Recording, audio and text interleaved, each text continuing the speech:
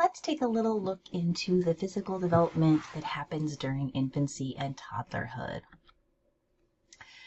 So I think it's important to note that this is probably the age that has received the most attention because the changes are really dramatic and we can see them, where the changes in the womb were even more dramatic, but they happened where we couldn't see them. But now we watch this baby go from this tiny little wrinkly, pretty much helpless human to a fully functioning yet tiny, in a tiny package, human being. There is some debate about whether or not the significance of this stage has been overstated, but I think most people would agree this is a really important time to pay attention to. So one of the things that's happening during these early years is rapid growth, second only to prenatal development, right? So average of that 7.5 pounds and 20 inches at birth, doubles that weight by 4 months, triples it by when they turn 1, and then is, almost, 26 to 32 inches tall. And by 2, their weight is quadrupled. And it's important to note that sleep plays an important role with this because during sleep is when the hormones that regulate growth are released. And we're going to talk more about sleep in a different video. One of the dramatic things that's happening physically during this time period are the changes in the brain. So when you're born, your brain is about a quarter of the adult weight of an adult brain. But by age 2, that has gone up to a whopping 75%. And that is because of synaptic blooming and myelination of the central nervous system, right? So you have all your brain cells, but they're not connected to each other and they're not very efficient. So those connections, or the synapses, are being made. And then that fat, or that myelin, is coating the axons of your neurons to allow your neural activity to be more efficient. So if you think about those of you that have kind of understanding of how electricity works, when you insulate your wires, it becomes more efficient because you lose less of your electricity. Similar thing with neurons. Another hallmark of physical development during this time period are reflexes. So most of the things that infants are born able to do are reflexes. Some of these are purely for survival. Some probably are kind of vestiges of past evolution. Some we're not exactly sure. We think maybe they're practice for later development. But here are images that come from a table in the chapter. They show some of the more important reflexes. So babies will reflexively suck anything that's put in their mouth. If you stroke the cheek of a baby, they will turn their head towards it as if to seek it out to nurse or to suck. They instinctually grasp what's ever placed in their hand, and they don't have the ability to voluntarily release it. They have a startle reflex, or the moral reflex, where they fling their legs and arms out when they're startled, which is part of why many people believe in swaddling, because it helps kind of stifle that moral reflex. If you stroke the bottom of a baby's foot, their toes will fan out, which is the Babinski reflex. There is the tonic necks, or the sword fighter reflex, or the fencing reflex. And so you can see that they kind of bend one arm out, bend one arm up and put the other arm out when they're laying there. And then there's also the stepping reflex. If you put a young baby's feet flat on the floor, they will reflexively take steps. There are other reflexes at work that we all still have: breathing, blinking, swallowing. Those are also all reflexes. So all of us keep some reflexes. Some of them disappear completely and they go away, never to be seen again.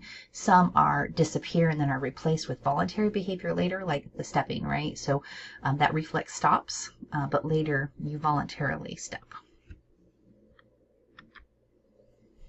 So I think it's also important to look at kind of the progression of what happens with the motor development. So there are two ways to look at this, or two aspects. We have gross motor and we have fine motor. Gross motor is things that use our whole bodies, or our arms and legs, and that tend to move our body parts or our body through space.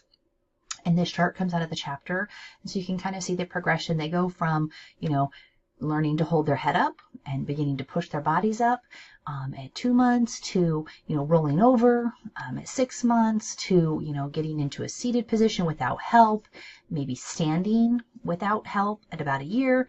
By 18 months, most children are walking.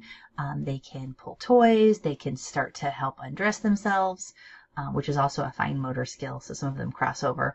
And by 2 years, they can stand on their tiptoes. They are beginning to run. So again, they go from barely being able to, well, when they're very first born, they don't even hold their head up, to running and really having all of the basic large motor or gross motor skills. And then the other aspect to look at is fine motor, right? And that when we talk about fine motor, we tend to be talking about what we do with our fingers. It also includes things that you do with your toes and your mouth, but we tend to focus on the hand when we look at it in child development or early childhood education.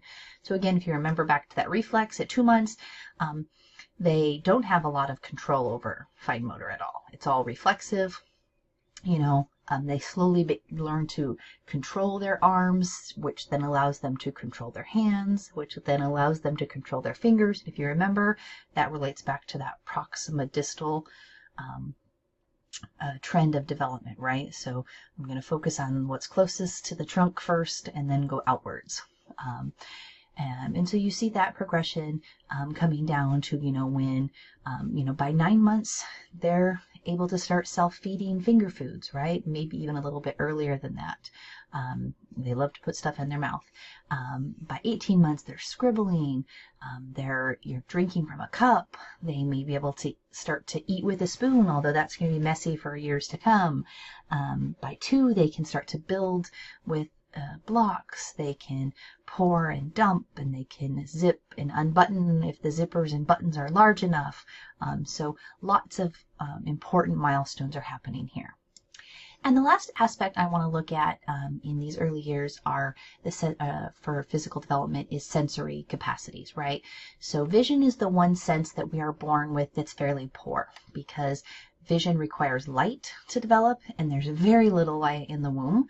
And so where good adult vision is 20/20, when you're born, your vision is about 2400, which means what you or I could see 400 feet away, it has to be 20 feet away from them to be able to see, to kind of help you understand what 20/20 and 2400 refer to.